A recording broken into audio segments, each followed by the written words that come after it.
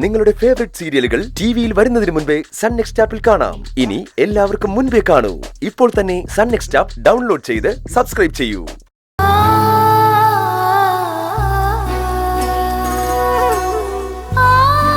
അമ്മയുടെ അനുഗ്രഹവും അച്ഛന്റെ തണലും നമുക്ക് എന്നും ഉണ്ടാവും ചേരൂ. അത് മാത്രമേ നമുക്കുള്ളൂ എന്ന് ദൈവത്തിനും അറിയാം.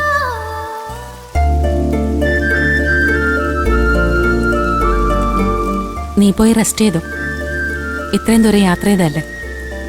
വാ മോളെ.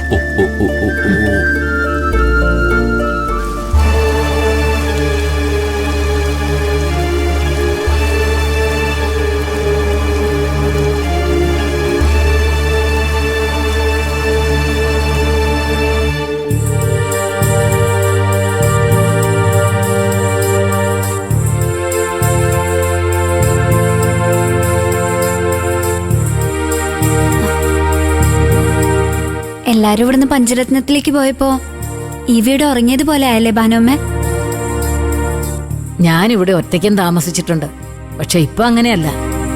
കുറെ നാളായി ചീരുവിന്റെ 2 മക്കളും ലച്ചുമോളും ഒക്കെ ഉണ്ടായിരുന്നതല്ലേ. പിള്ളേരുടെ കളിയും ചിരിയും നിന്നപ്പോ ഉള്ളൊരു വിഷമം. പഞ്ചരത്നം ഇപ്പൊ പഴയതുപോലെ ഉണർന്നു കാണും.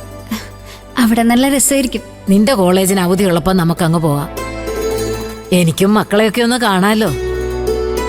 രഘുവേട്ടനും കൂടി അങ്ങോട്ട് പോയതുകൊണ്ട് അച്ഛന് കുറച്ച് റെസ്റ്റ് കിട്ടും.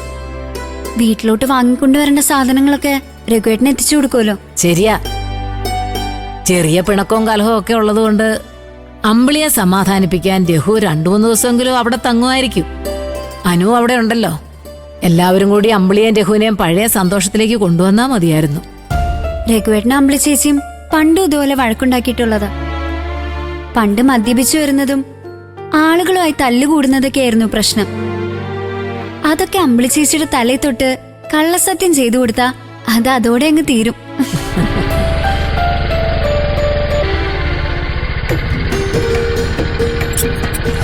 വിച്ചുമോനെ, എന്താ മക്കളെ ഇപ്പൊ വന്നേ? അയ്യോ, അമ്മ പഞ്ചരത്നത്തിലേക്ക് പോയല്ലോ മക്കളെ. അമ്മ മോനോട് പറഞ്ഞില്ലേ? അതൊക്കെ അവനെ അറിയാൻ പാനുമ്മേ.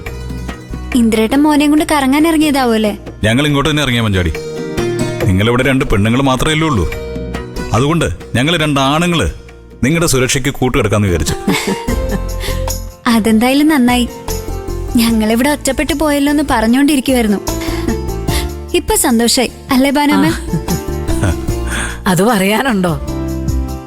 ഇന്ദ്രൻ ഇങ്ങനെ ഒരു തോന്നലുണ്ടായത് നമ്മുടെ ഭാഗ്യം. വെറുതെ തോന്നലുണ്ടായതല്ല. അനു വിളിച്ചപ്പോ സൂചിപ്പിച്ചായിരുന്നു ഇവിടെ ഭാനുമ്മയും മഞ്ചാടിയും മാത്രമേ ഉള്ളൂ എന്ന്. അങ്ങനെ ഉണ്ടായൊരു തീരുമാനമാ. എന്തായാലും നന്നായി ഇന്ദിര. കുറച്ചു ദിവസം ഇങ്ങനെ അങ്ങ് പോട്ടെ. സുശീല ജയിലിലായതുകൊണ്ട് നിനക്കവിടെ ചില മനപ്രയാസങ്ങളൊക്കെ കാണും. അതിൽ നിന്നൊന്ന് മാറി നിൽക്കുന്നത് നല്ലതാ മക്കളെ. സുശീലാന്റിക്ക് ജാമ്യം കിട്ടുന്നതിന് വേണ്ടി എന്തെങ്കിലും ചെയ്യുന്നുണ്ടോ? ആരൊക്കെയോ അതിന് ശ്രമിക്കുന്നുണ്ടെന്ന് തോന്നുന്നു. ചിലപ്പോ ഉടനെ ജാമ്യം കിട്ടിയേക്കും. ശരി, ഇനി അതിനെ കുറിച്ചൊന്നും ചോദിക്കുന്നില്ല. ഇന്ദ്രേട്ടന്റെ മൂഡ് മാറിപ്പോവും. വാ, അകത്തേക്ക് വാ ഇന്ദ്രേട്ട. വാ മോനെ, പോവാ.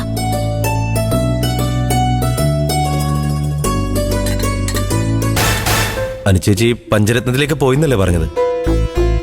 വിച്ചുമോനെ കൊണ്ട് ഇന്ദ്രേട്ടൻ അങ്ങോട്ടേക്കാണോ പോയത്? ഞാൻ ചോദിച്ചപ്പോ പറഞ്ഞത് അനുചേച്ചിയുടെ വീട്ടിലേക്കാന്നാ. അവിടെ ഭാനുമ്മയും മഞ്ചാടി മാത്രല്ലേ ഉള്ളൂ. രാത്രി അവർക്ക് കൂട്ടുകിടക്കാൻ പോയതാവും. ഭാനുമ്മ അവിടെ ഉള്ളപ്പോ വേറെ ആരുടെങ്കിലും കൂട്ട് വേണോ പ്രതിഭേ? ഏട്ടൻ പറഞ്ഞതൊന്നും ഞാൻ വിശ്വസിച്ചിട്ടില്ല. ഏട്ടത്തെയും വിച്ചൂട്ടനും ഒറ്റയ്ക്ക് താമസിച്ചിട്ടുണ്ട് അവിടെ. ആ സമയത്ത് അവിടെ കള്ളം കയറുകയും ചെയ്തതല്ലേ? ആ കള്ളനെയൊട്ടും പേടിക്കേണ്ട സത്യ. അന്ന് കള്ളനെ കയറ്റിയ ആള് ഇപ്പൊ ജയിലിലാണല്ലോ. എന്റെ സോനെ, മഞ്ചാടിയെ ഭാനുമ്മയെ മാത്രം ഏൽപ്പിച്ചു പോകാൻ അനുചേച്ചിക്ക് പേടി കാണും. അതുകൊണ്ട് ചേച്ചി തന്നെയാവും ഇന്ദ്രേട്ടനോടും മോനെയും കൊണ്ട് രാത്രിയിൽ അവിടെ കിടക്കാൻ പറഞ്ഞത്. അതെനിക്കറിയാം. ഏട്ടത്തി പറയുന്നതേ ഏട്ടൻ ചെയ്യൂന്ന്.